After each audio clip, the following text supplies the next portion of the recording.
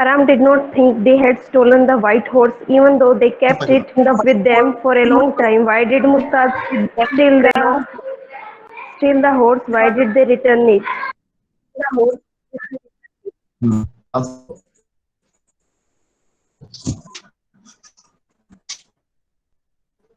Answer पढ़ो answer.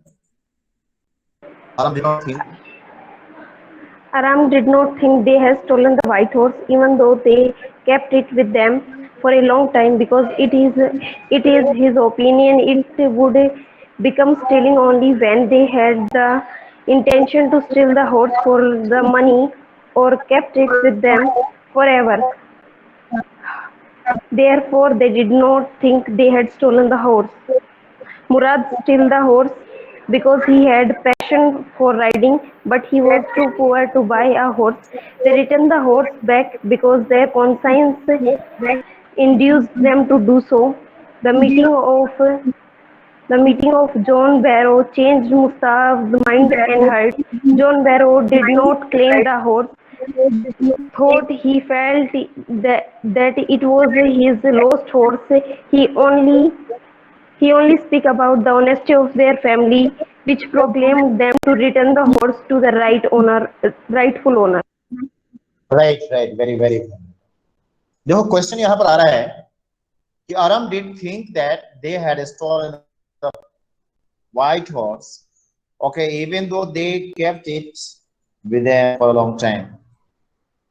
अब देखो यहाँ पर बात ये हो रही है कि आरम को लगता है कि नहीं, ये हॉर्स को हालांकि मुराद बहुत लंबे समय से अपने पास रखा है, लेकिन फिर भी यह काम स्टोलन नहीं हो सकता, फिर भी यह काम घोड़े को चुराने वाला नहीं हो सकता।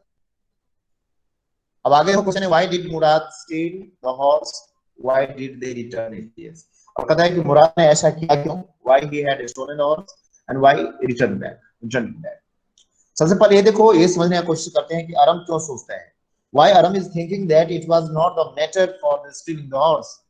ये हॉर्स हालांकि चुराया गया था, लेकिन आरम का मानना है कि वो घोड़ी की, वो जो हॉर्स है, हॉर्स की स्टोलन नहीं हो सकता, स्टीलिंग नहीं हो सकता। Why he is thinking about this, because Aram didn't think that they had stolen the white horse even though they kept it with them for a long time, because in his opinion it would become stealing only when they had the intention to sell the horse for money or to keep it with them forever। Yes, कहता है आरम का ये मानना है, Aram के अनुसार what he is thinking according to Aram, कि horse का स्टीलिंग तब हो सकता है जब आप किसी हॉर्स को बेच देते हो, if you are going to sell it or buy it to anybody else, तभी यह पता लगेगा कि नहीं आपने घोड़ा की चोरी की है।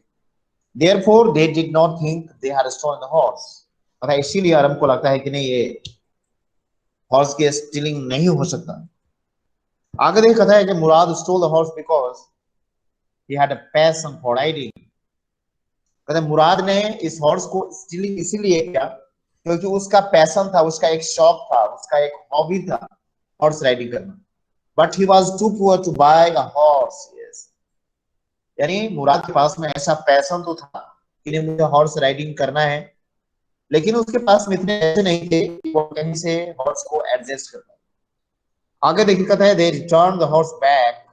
बाद में मुराद ने इस हॉर्स को रिटर्न बैक कर दिया, वापस कर दिया, जो इसका ऑनर था उसको वापस किया।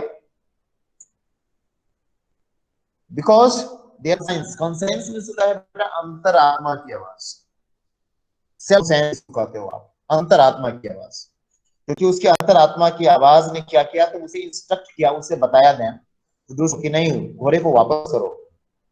द मीटिंग विद जॉन वैडो। अब देखो दूसरा क्या है, आपने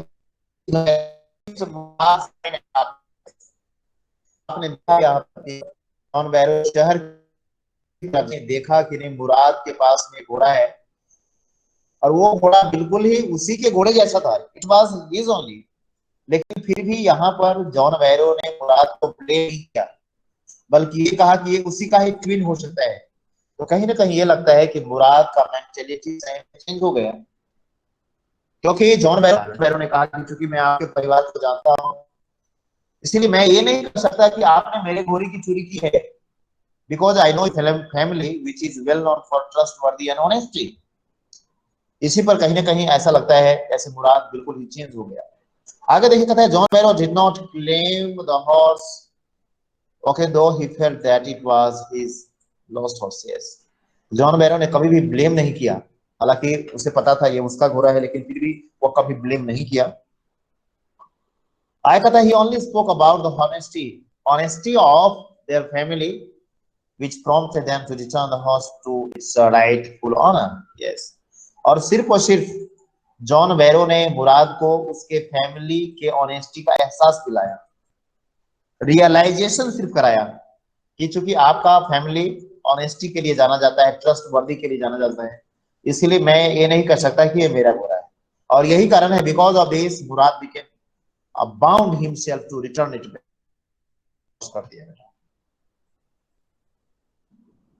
Now come towards second question is there, so let me talk over here.